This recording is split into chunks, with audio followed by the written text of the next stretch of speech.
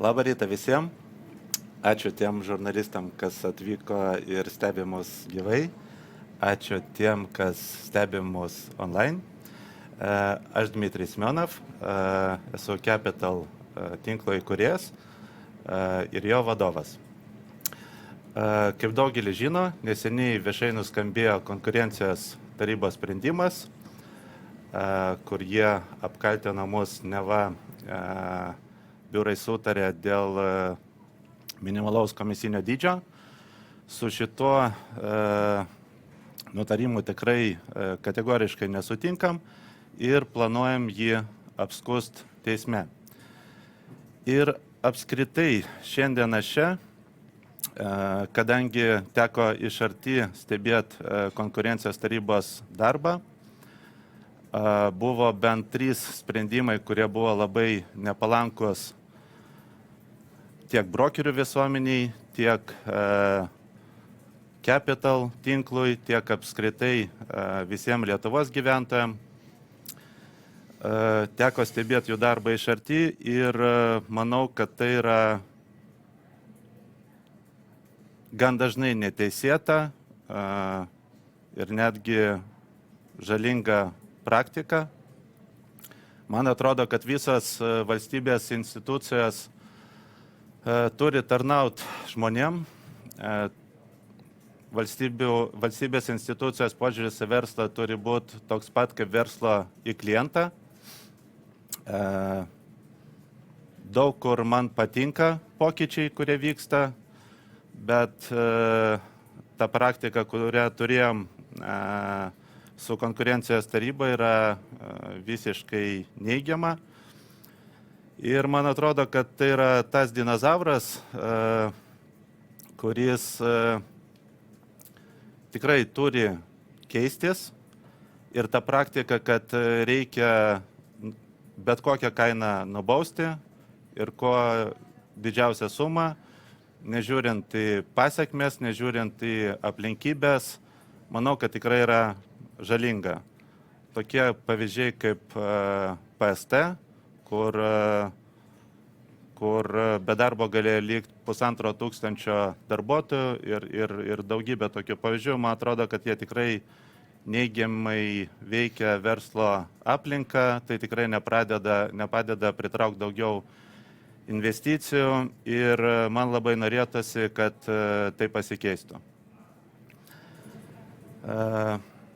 Apie Capital. Tai mes startavom 2013 metais. Mes iškart startavom kaip kompanija, kuri nori plėstis tarptautiniu mastu. Mes iškart norėjom įdiegti aukščiausios kokybės standartus. Viską, ką norėjom padaryti, visur kreipėmės į tos srities lyderius. Kaip pavyzdys, kai mums reikėjo puslapio ir franchise booko, tai kreipėmės į Gauminą, tai buvo tuo metu rinkos lyderiai. Ir faktas, kad mums kaip franšizės davėjui reikėjo franšizės žinyno ir mes kreipėmės į įmonę Advance Advice. Tuo metu tai buvo vos ne vienintelė įmonė Lietuvoje, kuri teikia franšizės steigimo ir vystymo konsultacijas. Taigi su jais mes jau 13 metais pradėjom kurti franšizės žinyną, kuris buvo pradėtas naudoti jau 14 metais. Ir kas tai yra franšizės žinynas? Jeigu žiūrim į pasaulinę praktiką franšizių, tai yra pats svarbiausias franšizės dokumentas.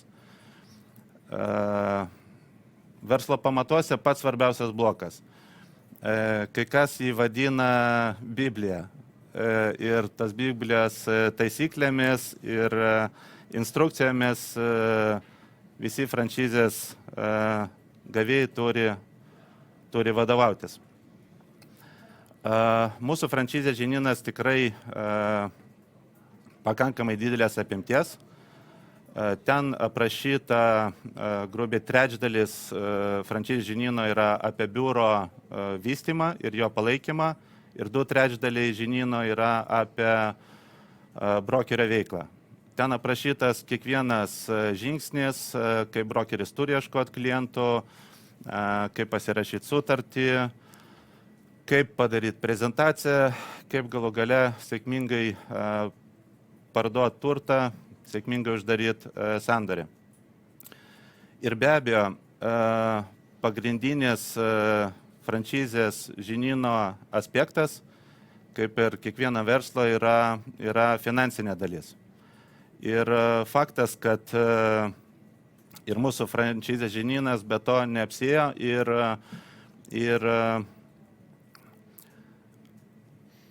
aš turėjau tikrai nemažai praktikos prieš tai.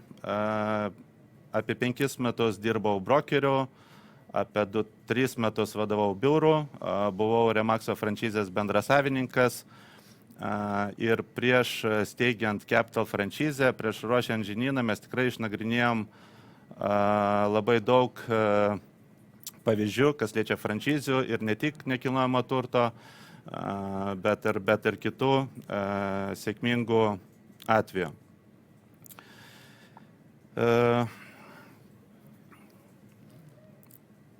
Šiaip Capital istorija tikrai yra sėkmės istorija. Mes labai sparčiai augom. Augimas vidutinis buvo nuo 50 ir kartais net 100% per metus. Ir pirma mano pažintis su konkurencijos taryba įvyko 16 metais, gal 17. Tai buvo Oberhaus agentūros inicijuotas Diginet tyrimas dėl nepagristai keliamų NT skelbimų portalo kainų. Ir dėja, šitas tyrimas buvo nutrauktas. Buvo nemažai straipsnių apie tai, kaip pavyzdys Alfa LT straipsnės, kuris skamba taip, kad pavyzdys kaip žlugdoma konkurencija ir pavyzdys kaip mulkint visuomenę ir valstybę. Faktas, kad tiesiog vienas portalas kažkurio momentu nustoja konkuruoti ir brokerių sąnaudos skelbimų talpinimui pradėjo sparčiai didėti. Buvo ir mano nemažai komentarų ir kitų biurų vadovų apie tai, kad tai yra tiesiog negerai. Ir konkurencijos taryba šiuo atveju dėja, bet nieko nesugebėjo padaryti. Rezultatas, praėjus 8 metam, skelbimų kainos pakilo vidutiniškai 15 kartų. Šiandienai mūsų biurai sumoka už skelbimų talpinimą faktiškai daugiau negu už nuomą. Ir mes daug bendraujam su užsienio partneriais, niekur nėra tokios praktikos. Deja, bet tada aš nežinau, kad jie tokie jautrus ir tokie kerštingi, kas liečia konkurencijos tarybas. 19 metais buvo labai gera agentūrų asociacijos iniciatyva. Buvo teisininkų paruoštas etikos kodeksas, konkrečiai kompanijos Ailo, tai yra pakankamai žinomas įmonės. Ir valdyboje buvo nuspręsta, kad šį etikos kodeksą dėl viso pikto reikėtų susiderinti su konkurencijos taryba. Jisai buvo nusiustas, 3 mėnesiai nebuvo gauta jokio atsakymo ir po 3 mėnesių jie grįžo su patikrinimu. Tai jeigu dabar gerbiamas Elanas Šatas, vienas iš konkurencijos tarybos vadovas, teigia, kad mes atviri konsultacijom, diskusijom, tai aš būčiau labai atsargus šitą vietoj ir mūsų praktika parodė, kad faktiškai yra visiškai ne taip. Mes norėjom pasikonsultuoti, norėjom patarimo, gavom tyrimą, beveik 3-4 metų tiesiog kažkokį košmarą ir rezultatą gavom 1 baudą ir dabar panašu, kad dar gausim 2. kodėl aš minėjau, kad va, ta bendradarbiavimo praktika su KT buvo tikrai labai neigiama. Nuo pat pradžių, kaip atrodė pats patikrinimas. Į mano kabinetą, kuris tikrai vos ne 8 gal kvadratinių metrų, kaip trečdalis šitos salės, vieną dieną atėjo 8 žmonės, parodė pažymėjimus, pasakė, kad negaliu niekur išeiti, negaliu niekur skambinti, kad pradėtas tyrimas. Ir žinot, kaip verslininkas, kuris tikrai tuo momentu skaitė, kad padarė kažką gero Lietuvoje, kažkokį gerą pavyzdį, per trumpą laiką nukonkuravom Lietuvoje pasaulio lyderį Remaxą. Visada nuo pat pradžių propagavom mokesčių mokėjimą, jokio absoliučiai šešėlio pas mus tinkle negalėjo būti. Ir kai ateina ir tau padeda ant stalo tam tikrus įtarimus ir pasako, kad geriau pasirašyk, apskūsk savo kolegas iš kitų įmonių ir tada galbūt gausi nuolaidą, tai yra tikrai praktika, kurios niekam nepalinkėčiau. Aišku, aš pažiūrėjau, kas ten parašyta, nei vienas punktas man nepasirodė turintis pagrindo, faktas, kad aš nesutikau ir faktas, kad nesutiko nei vienas kitas vadovas iš 40 berods.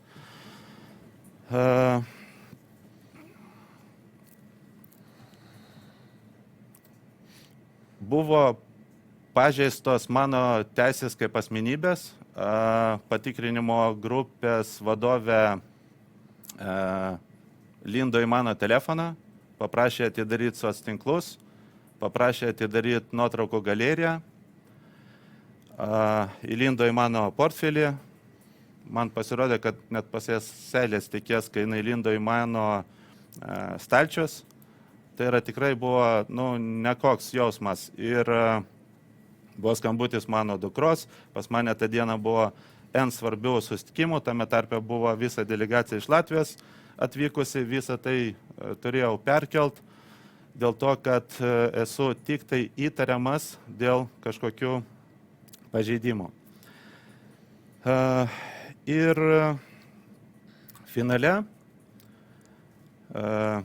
praeitų metų ir dar per visą tą laikotarpį buvo N prašymų iš jų pateikti daugybę dokumentų ir kaip taisyklė visada pačiu nepatogiausiu metu. Aš nežinau, kodėl jie taip daro. Pirmas prašymas buvo pateikti dokumentus gruodžio berods 16 dieną ir reikėjom jį pateikti iki sausio 1 dienos. Tai kaip supranta, tai yra pats kalėdinių švenčių laikotarpis, atostogų metas ir panašiai. Ir faktas, kad dalis komandos jau turėjo savo planų ir tokių pavyzdžių yra tikrai daug. Jie visada, ne visada, bet didžioji dalis atveju kreipdavosi pačiu nepatogiausiu laikotarpiu. Tai rugsėjo 1, tai vaikų atostogos, tai dar kažkas. Ir dėl ko tai daroma? Tam, kad būtų kuo didesnė klaidos tikimybė, tam, kad būtų kuo mažiau laiko tinkamai pasiruošti. Finale praeitų metų lapkričio berods 8 mes gavom jų sprendimą. Sprendimas buvo, jau buvo aišku, kad greičiausiai pripažins mus kaltais ir davė mums 3 savaitės paruoštą atsakymą. Tai išvadas, atsiprašau, ne sprendimas, bet dar tai buvo išvadas. Tai išvadas atrodė va taip, čia yra virš 100 puslapių ir visa byla 120 tomų. Vienas tomas vidutiniškai 200 puslapių. Tai įsivaizduokit, čia jeigu būtų stalas ir aš visą jį apkraučiau dokumentų dėžėm, tai va taip atrodytų 24 000 puslapių dokumentų, kurių mums reikėjo peržiūrėti per 3 savaitės. Tai tikrai ačiū mano komandai, ačiū Dariui ir jo komandai. Manau, kad mums tikrai labai šauniai pavyko viską sužiūrėti ir manau, kad labai tinkamai pasiruošti konkurencijos tarybos posėdžiui. Kas tas konkurencijos tarybos posėdis? Tai man pasirodė, kad irgi tai yra kažkoks, nežinau, parodė į teismą. Išeina, reiškia, tyrimo grupės vadovas, pasakoja apie galimai nustatytą pažeidimą. Tiesą sakant, kalbėjo tikrai gan neužtikrintai, painiojasi vien capital, reiškia, traktavimas ten buvo tai, kai franšizės davėjas, tai kaip kažkoks pagalbininkas, ten, kur jiem naudinga, staiga tapom konkurentų. Ir tikrai buvo Dariaus labai stiprus pasisakymas, labai logiškai, su faktais, su daugybė faktų, pateikė, kodėl vienareikšmiškai mes nesutinkam su jų manymu pažeidimu. Ir mums beliko tik laukti sprendimo. Jeigu dažniausiai tas sprendimas būna per mėnesį, tai šiuo atveju jie pranešė, kad jisai bus po 2 mėnesių. Po 2 mėnesių vien perkelė dar mėnesiui. Ir finale grįžo jau su galutiniu sprendimu, kad visgi galvoja, kad mes pažeidėm įstatymą ir kad taikys baudas. Tos baudos tikrai nėra mažos, bendra suma apie 700 000. Kai kuriem biuram bus tikrai labai sudėtinga tokio dydžio sumą sumokėti, tokio dydžio baudą, bet mes tikrai ieškom sprendimų. Vieną kitą variantą, kaip išspręsti šią problemą turim. Ir net neabejoju, kad kaip tinklas per šitą toli ne pirmą jau iššūkį Capital istorijai tikrai praeisim labai sklandžiai ir kaip ir minėjau, be jokios abejonės skųsim tą sprendimą teismui ir aš manau, kad galutinis teismo sprendimas visgi turėtų būti tikrai mums palankus. Dabar dar svarbi tokia praktika. Pirmą kartą jie grįžo su išvadom. Kaip minėjau, 100 puslapių, 120 tomų. Pateikė, kodėl jie skaito, kad mes pažeidėm. Ir kas man labiausiai tikrai užkliuvo, kad yra daugybė pavyzdžių, kai iš konteksto išimami žodžiai arba visi sakiniai ir pateikta tik taip, kaip jiem naudinga. Mes visiems žurnalistam praplatinsim kelis pavyzdžius ir čia yra ne tik biurų vadovų atsakymai, čia yra ištraukos iš mūsų vidinės komunikacijos, tiek laiškų, tiek pranešimų. Tai jie išėmė savo tyrimui tik tai tą kontekstą, kur mes sakom, kad standartas yra 3%, minimalus komisiniai 3%, bet išėmė, jeigu ne tūkstančius, tai šimtus pavyzdžių, kai yra rašoma, kad tai yra rekomenduojama. Ir vėlgi, franšizės žinynas, kaip minėjau, yra pagrindinis franšizės davėjo dokumentas. Tai yra kaip Biblija. Ir pirmoji savo išvadoj jie patys, aš jums toj paskaitysiu, išvadas jie pateikė patys daugybę pavyzdžių, kai aprašoma, kad franšizės davėjas iš principo rekomendavo kainas.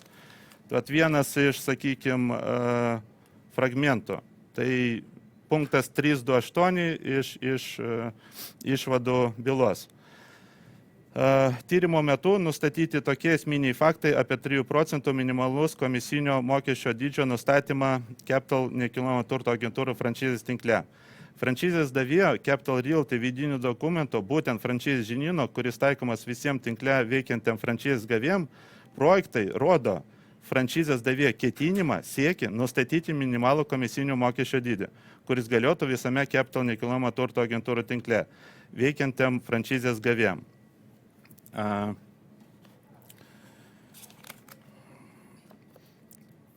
Dar fragmentas. Kaip matyti iš franšizės žinyno projektų, pirminiuose franšizės žinyno projektuose franšizės davėjas UAB Capital Realty ketino įvertinti minimalų komisinių dydį. Tačiau po komentaro, kad galimai prieštarauja teisės akto reikalavimam ir toks komentaras berods buvo 2014 metais kažkada, nuostata buvo pakeista į rekomenduojamas komisinių mokesčio dydis, bei nurodyta, kad kitokiam komisinio mokesčio dydžiui nei rekomenduojamas turi būti gautas raštiškas vadovo pritarimas. Tai ką tai reiškia? Tai reiškia, kad iš principo biurai, vadovai ir realiai brokeriai patys nustatinėjo kainas ir jeigu jam brokeriu atrodo, kad kaina galėtų būti mažesnė negu 3 procentai, jisai tiesiog tą procentą turi suderinti su vadovu.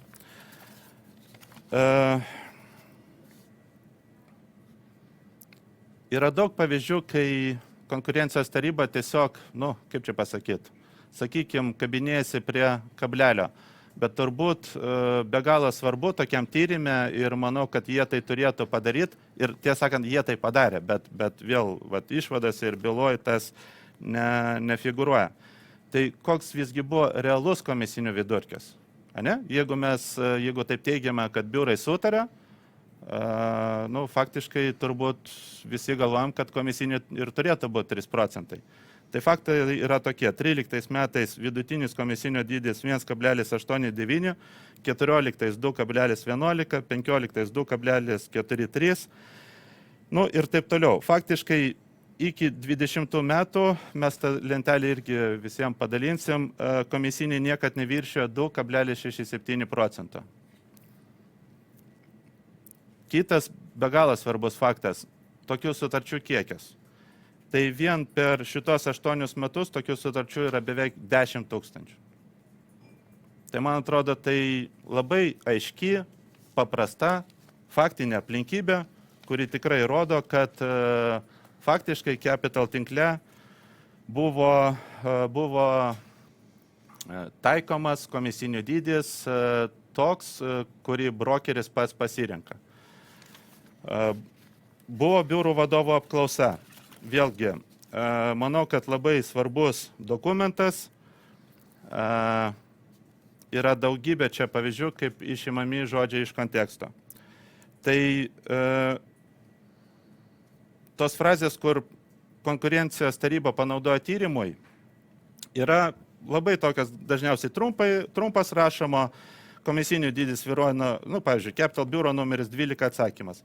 Komisinių dydis svyruoja nuo 1,5 iki 4, sekantis orientuojamės į rinkoje nusistovėjusias kainas, tai yra 4,2 procentai.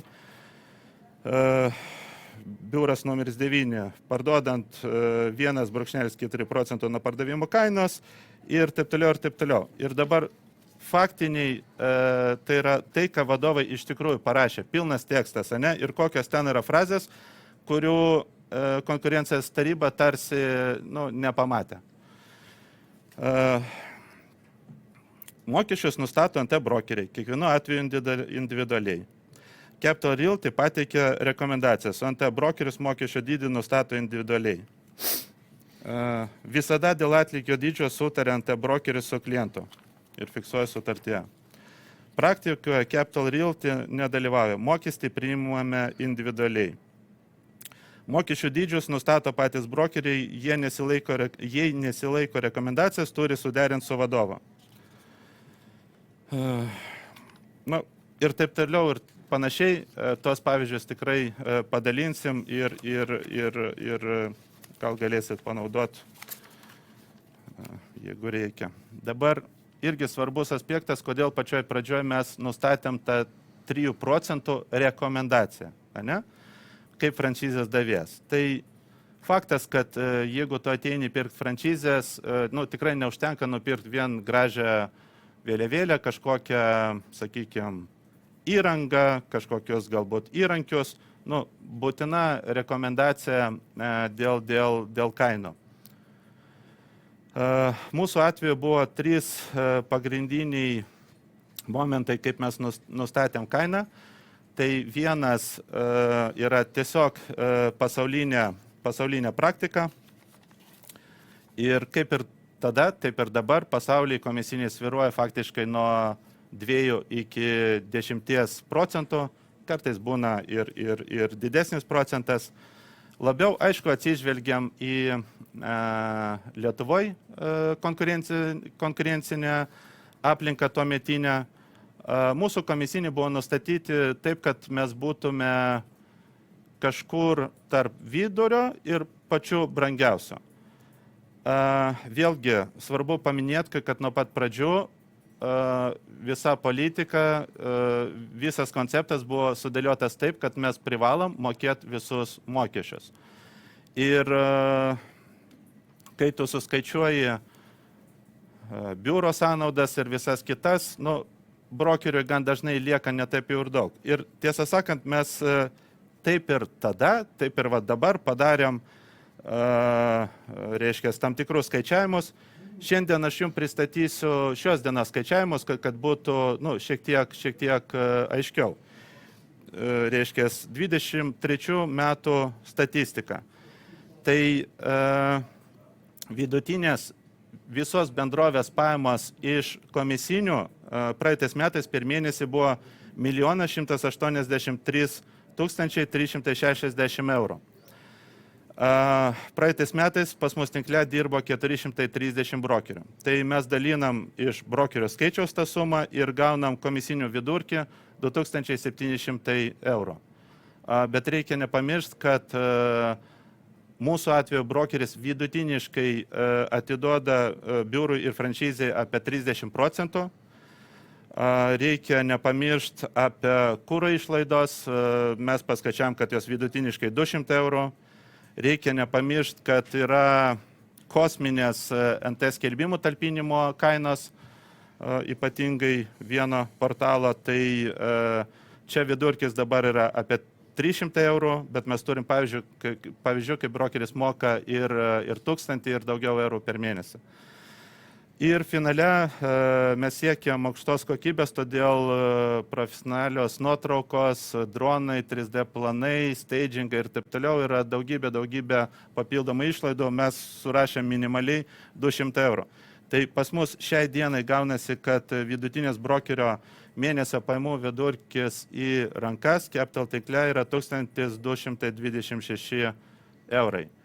Tai ar tai yra daug? 13 metais mes darėm labai panašius skaičiavimus. Mes žinojom iš tos daugiau negu 5 metų praktikos Remaxo, reiškia, tinklo stebėjimo iš vidaus, kiek yra padaroma sandorių, kiek padaro vidutiniškai tie tokie pažengę brokeriai, kiek padaro naujokai, kokie yra vidurkiai. Tai tie vidurkiai, tiesą sakant, per laiką neipatingai pasikeitė, jie svyruoja kažkur nuo 1 iki 1,5 sandorio per mėnesį. Ir faktas, kad tame tarpe yra pas mus tinkle tikrai labai stiprių, ilgą laiką jau dirbančių brokerių ir pas mus, kaip ir visam pasaulyje, galioja tas Pareto dėsnis, kad 80 procentų pajamų uždirba 20 procentų pardavėjo. Mūsų tinkle, tiesą sakant, pavyko ir jau gan seniai, prieš 4 metus, šitą rodiklį pagerinti ir pas mus 30 procentų uždirba 70 procentų pajamų. Tai va, tai buvo daryti panašus skaičiavimai. Norėjom, kad brokeriai bent jau išgyventų, kad biurai bent jau išgyventų ir todėl buvo nustatytas toks minimalus mokestis. Yra kelios įmonės pas mus, kur tos rekomendacijos nesilaikė. Tai viena pati nutraukė sutartį prieš kokius 4 metus ir tiesą sakant, ir kita tiesiog bankrutavo. Tai vienas biuras buvo Kaune, kitas biuras Šiauliuose. Vėlgi, vidutinis atlyginimas Lietuvoje šiai dienai yra 2000, o į lentelę tiesiog, kad palyginimui įtraukiam ir konkurencijos tarybos vidutinės pajamas, ten apie 70 darbuotojų, tai 3316 eurų prieš mokesčius. Tai beveik 3 kart mažiau negu pas mus brokeriai uždirba. Tai nežinau, jeigu jiem atrodo, kad čia labai daug uždirbam, gal verta savo atlyginimus peržiūrėti. Ir finale irgi labai šviežias palyginimas su pasauliu. Tai yra čia 20 metų duomenys, mes atrinkom, kad jie būtų patikimi, irgi visiems prasiusim. Tai kiek brokeriai uždirba komisinių visame pasaulyje?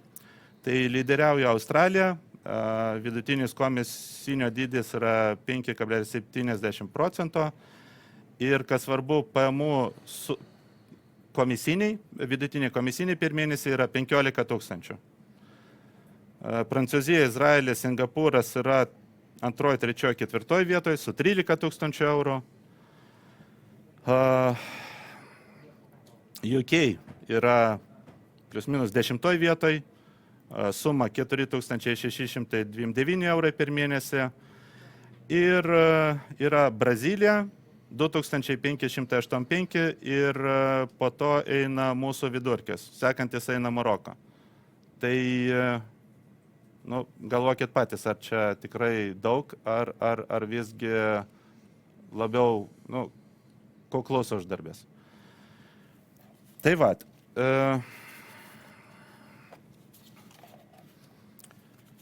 Dabar grįžtam prie galutinio sprendimo.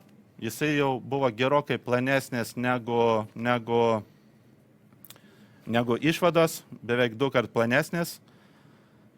Faktiškai iš čia dingo visi įrodymai, kurie buvo surinkti pačios konkurencijos tarybos, įrodantis, kad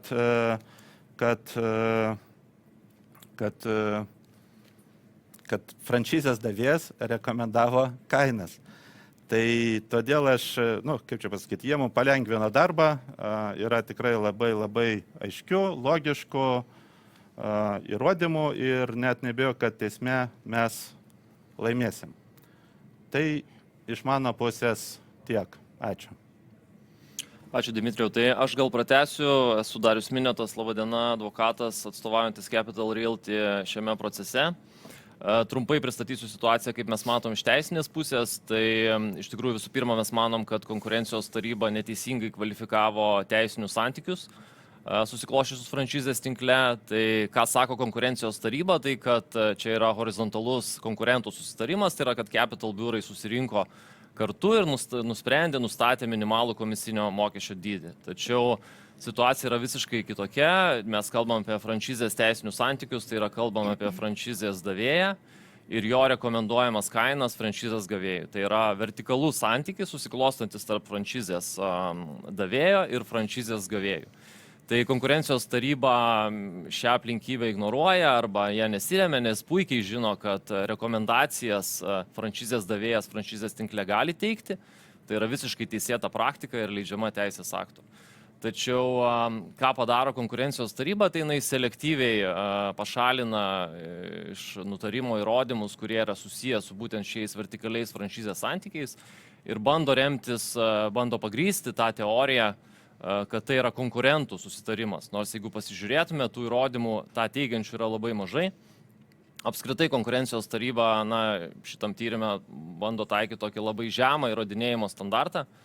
Jeigu pasižiūrėtume, kokiais įrodymais grindžia beveik 10 metų trukusi draudžiamą susitarimą, tai iš tikrųjų mes turim vos kelis elektroninius susirašinėjimus, vos kelis pasisakymus.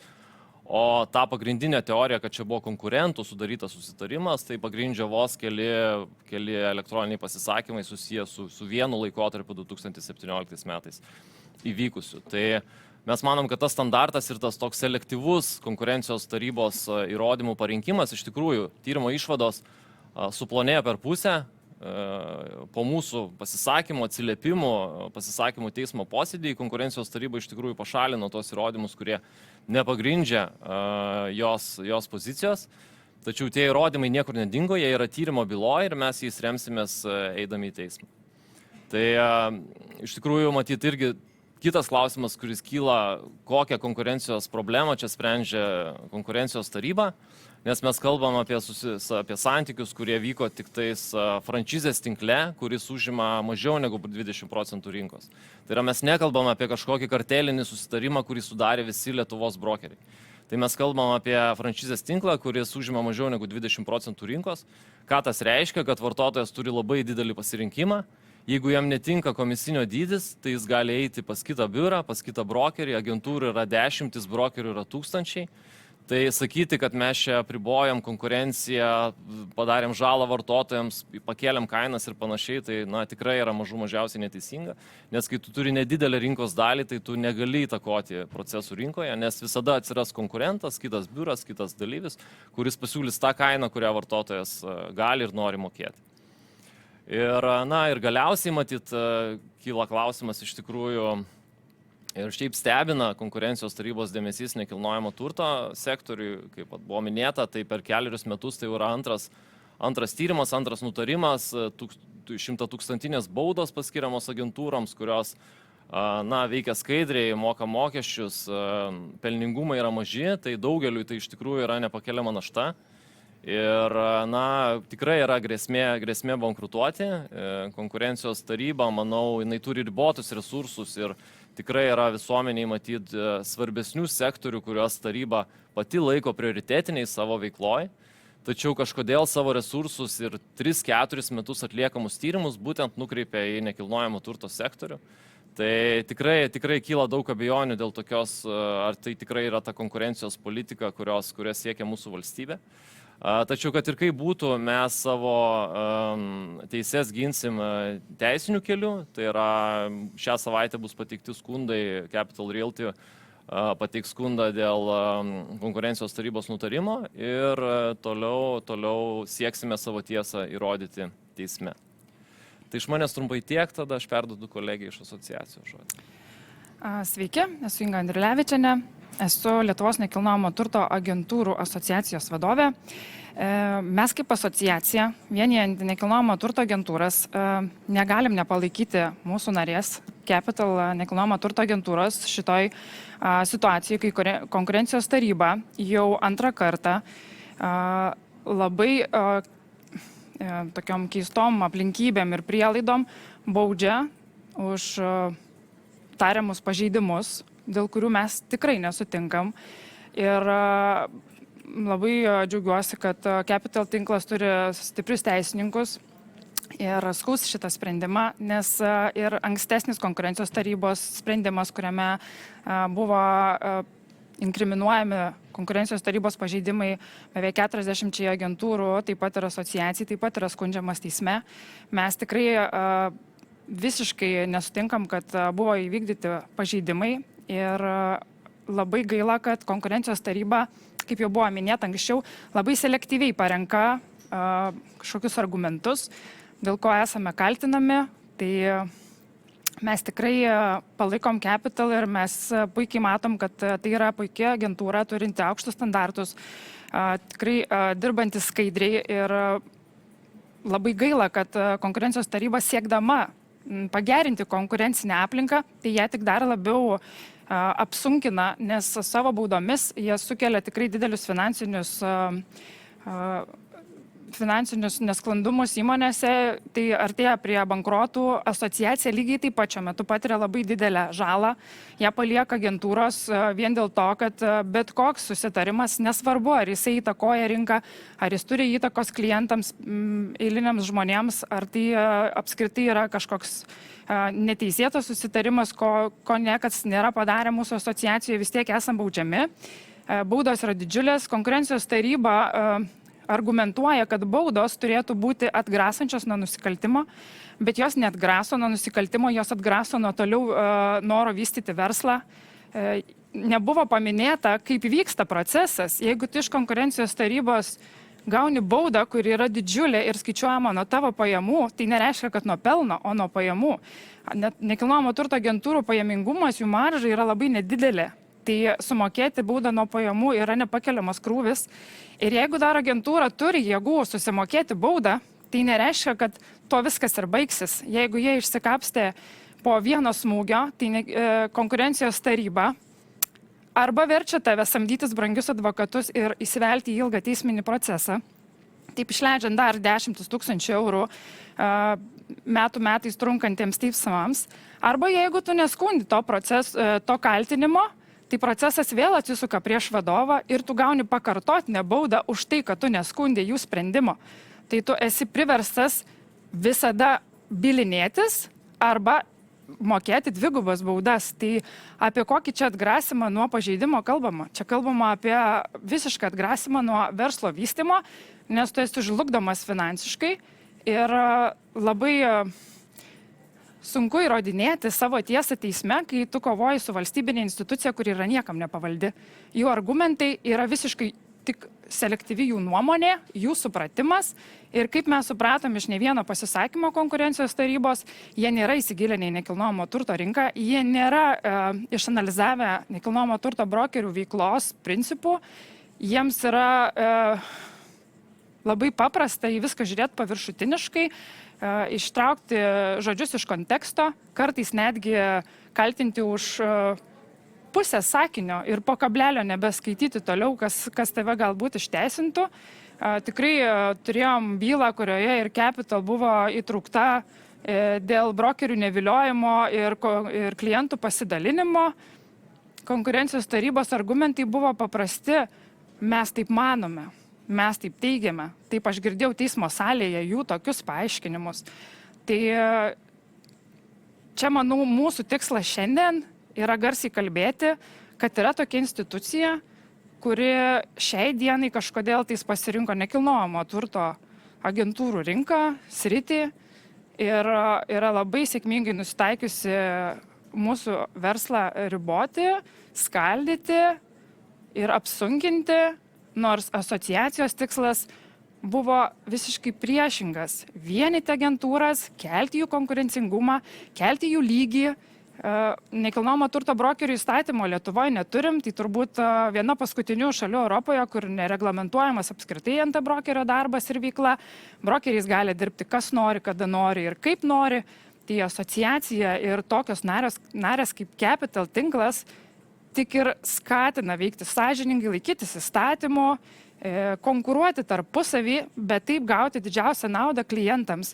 Gaila, konkurencijos taryba niekaip neišgirsta šitų argumentų, kad mūsų tikslas yra su sėkminga konkurencija, su sąžininga konkurencija gauti geriausią naudą klientams, bet taip pat nežlugdant ir agentūrų. Jos turi sėkmingai vystyti savo verslą, kad neliktų pavienių brokerių, iš kur atsiranda šešėlis, iš kur atsiranda nepatenkinti klientai, nes niekas nebesilaiko jokių standartų, jokių etikos normų, jokių verslo kultūros bendrų bruožų ir vėliau viskas atsisuka tik prieš pačius klientus ir nuo to nukenčia tik visuomenė. Tai labai tikiuosi, kad išgirs mus bent jau teisme, nes kito būdo su konkurencijos taryba kalbėtis mes neturim.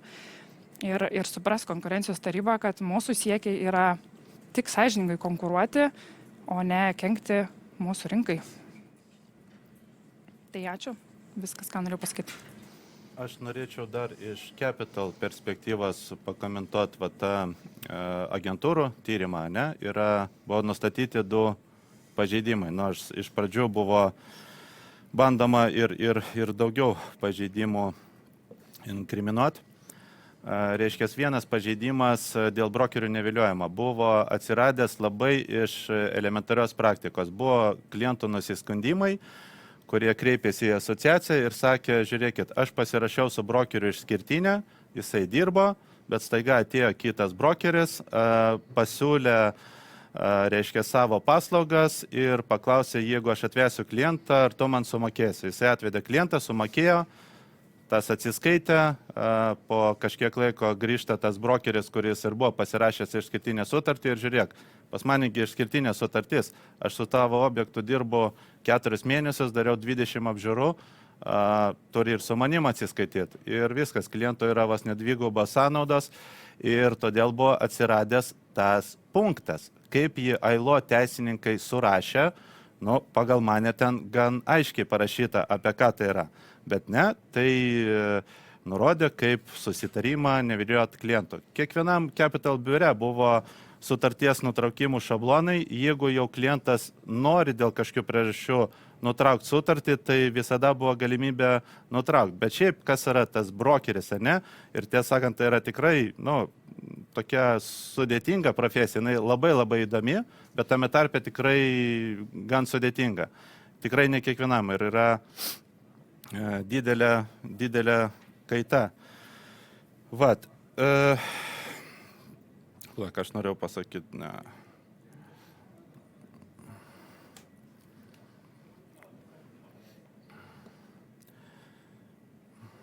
Jo, tai, nu, sakykime, buvo surašytas toks punktas ir konkurencijos tarybai pasirodė, kad jisai vat neteisingas.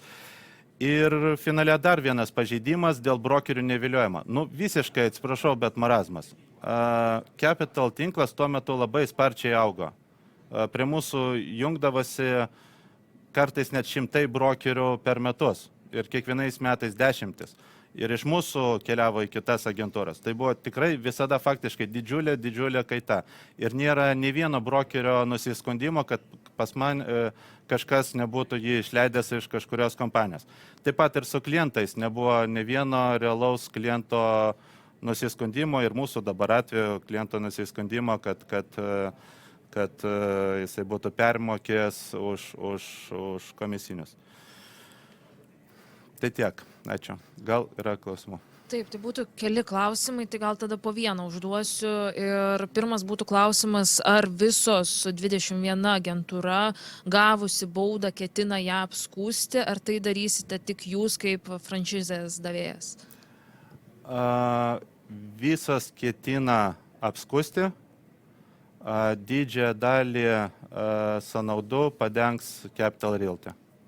Tai jūs teiksit kolektyvinį ieškinį? Tikrai taip.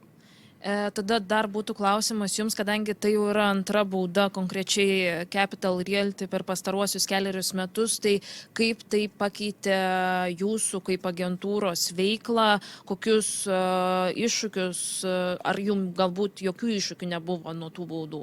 Jo, ačiū už klausimą, jisai tikrai geras ir svarbus ir aš apie tai pamiršau paminėti. Kaip ir sakiau, nuo pat starto mes tikrai labai sparčiai augom ir tiesą sakant, pas mus jau buvo kažkurio momentu net biurai ir biuras UK, keli net biurai Ispanijoje, vienas biuras Latvijai. Deja, bet dėl skirtingų priežasčių ten nepavyko. Ir tais pačiais 19 metais ir 20 mes jau buvom pilnai pasiruošę, kad grįžt į Ispaniją. Buvom išmokę visas klaidas, kurias padarėm tuose šalyse. Turėjom plėstis į Ispaniją, bet prasidėjus tyrimui, aš pamačiau, kad mes galim neturėti tam elementariai resursų. Tai faktiškai 21 metai pas mus buvo rekordiniai. Tai bendros pajamos iš tarpininkavimo buvo 15 milijonų ir pastarieji keli metai mes tiesiog stovim vietoj, nes tie pastovus užklausimai, vėlgi sąnaudos teisininkam, baudų mokėjimas, tikrai dėja neleidžia plėstis. Mums tik tai užtenka resursų palaikyti, reiškia, normalų veikimą pačios franšizės Lietuvoje. Tai manau, kad jeigu netyrimas, mes jau būtume, aš mokesčiais taip suskaičiavau, reiškia, faktiškai apie 500 000 galėtume mokėti daugiau mokesčių per metus, jeigu ne šitas tyrimas. Tai būtų valstybė jau 2 kart daugiau uždirbusi. Ir tada dar turėčiau klausimą agentūrų asociacijai, tai kadangi dabar brokerių veikla nėra visiškai reglamentuota, ar šitos visos istorijos tiek jums pritaikyta bauda, tiek jūsų nariams pritaikyta bauda paskatins jūs kaip asociacija siekti, kad brokerių veikla būtų reglamentuota įstatymiškų lygių ir jeigu taip, ką esate jau šiuo metu dėl to padarę? Asociacijos tikslas bendrai nuo įkūrimo pradžios yra siekis, kad NT brokerių veikla būtų reglamentuojama įstatymais. Asociacija yra ne vieną kartą teikusi įstatymo projektą vyriausybei, kad ši veikla vis dėlto taptų licenzijuojama ar mažiausiai prižiūrima valstybės. Deja, mūsų valstybėje, ypač šiandieniniai politikoje, vyrauja liberalios nuotaikos, požiūris ir su to liberalumu mes esam visą laiką palikti be priežiūros ir be to įstatymo, nors tikrai jau labai daug kartų buvo bandoma tai įgyvendinti. Tai ką asociacija darė, tai jį bent jau siekia vienyti tas agentūras, kurios turi pakankamai aukštą lygį, kurios turi pakankamai kvalifikuotus brokerius ir tiems brokeriams organizuodavo egzaminus, taip vadinamus sertifikavimo egzaminus, išduodavo sertifikatus, kad tai bent kažkaip leistų klientams susidaryti nuomonę, kas yra geras specialistas. Ir šiai dienai dėja, bet mūsų asociacija palieka didelės geros agentūros su rimtais specialistais, kurie turi LNTA išduotus sertifikavimo pažymėjimus. Ir mūsų asociacija, kuo toliau, tuo mažiau pajėgi yra siekti tų savo tikslų, nuo ko ji pradėjo savo veiklą ir pasiekti, priimti įstatymą, kai tavo asociacija yra beveik subyrėjusi vien dėl to, kad konkurencijos tarybos baudos atbaido nuo bet kokio bendradarbiavimo, tai kuo toliau, to sunkiau mums pasiekti savo tikslą.